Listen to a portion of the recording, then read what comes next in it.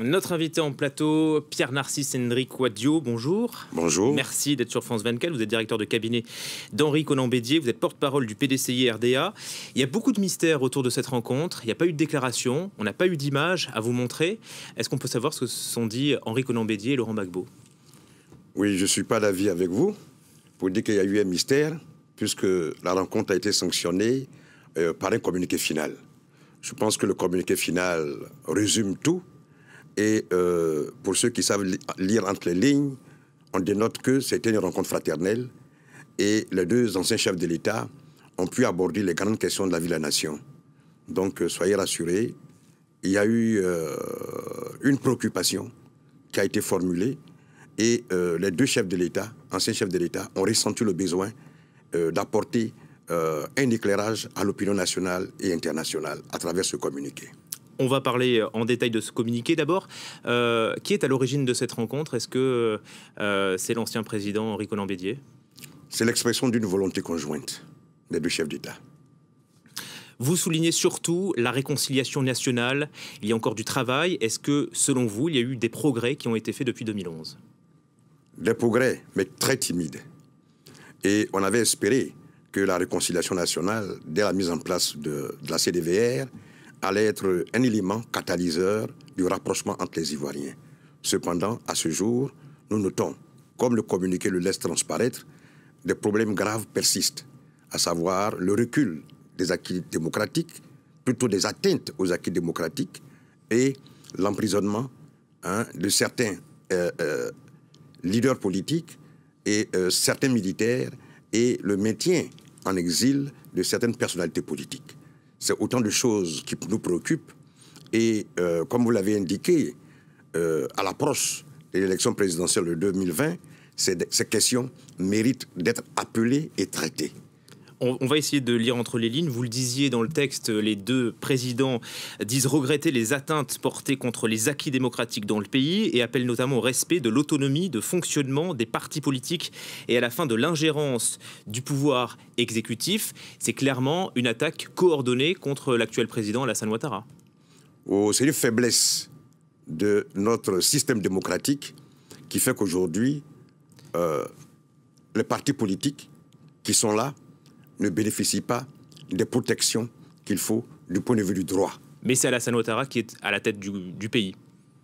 Je pense que si c'est lui qui est le chef de l'État et qui est garant des institutions, cette question est à son niveau également.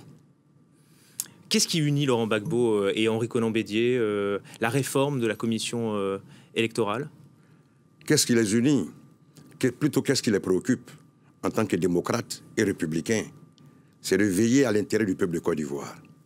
Nous avons connu une grave crise en 2010 post-électorale. Chacun d'eux a fait l'examen de la situation et a fait l'examen de sa conscience.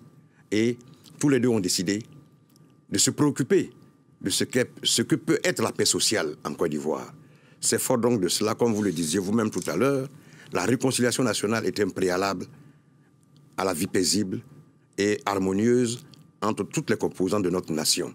C'est fort donc de cela qu'ils appellent et interpellent le gouvernement à contribuer à la mise en place d'une commission électorale indépendante conformément à l'arrêt rendu par la Cour africaine des droits de l'homme et des peuples, afin que l'impartialité, l'indépendance de cette commission soient garanties et permettent de protéger le droit des Ivoiriens, les droits des citoyens.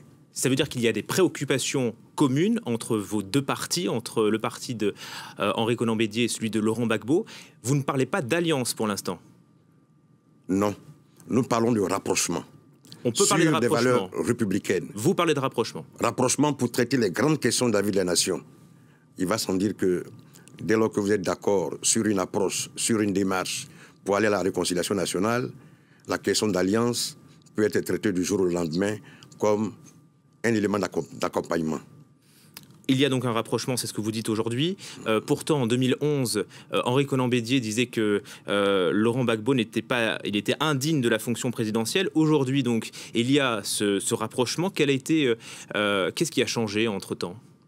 L'évolution de tous les événements et le constat que nous avons fait du recul au niveau des acquis démocratiques en Côte d'Ivoire. Donc pas d'alliance pour l'instant, c'est peut-être un peu trop tôt? Pas que c'est trop tôt. Une alliance se prépare. C'est comme un mariage. Donc nous sommes dans les périodes de fiançailles. Et puis il souffrait que l'opinion attende. Et le moment venu, lorsque nous aurons toutes les cartes en main, à partir de l'engagement que nous avons pris depuis Bruxelles sur ces grandes questions-là, on fera travailler les équipes. Et une fois que les équipes ont fini de travailler et que nous connaissons tous les points d'ancrage qui permettent d'aller à la réconciliation nationale pour sauver notre République, l'alliance sera automatique. Le mariage, c'est la présidentielle de 2020? Quand on parle de mariage à la présidentielle de 2020, cette alliance, nous devrons avoir une position commune sur la paix sociale que nous recherchons. C'est ça le vrai mariage. Merci Pierre-Narcisse Hendri Kouadio d'avoir répondu à nos questions. Je rappelle que vous êtes directeur de cabinet d'Henri Konan Bédier et que vous revenez de Bruxelles donc après cette rencontre avec Laurent Gbagbo.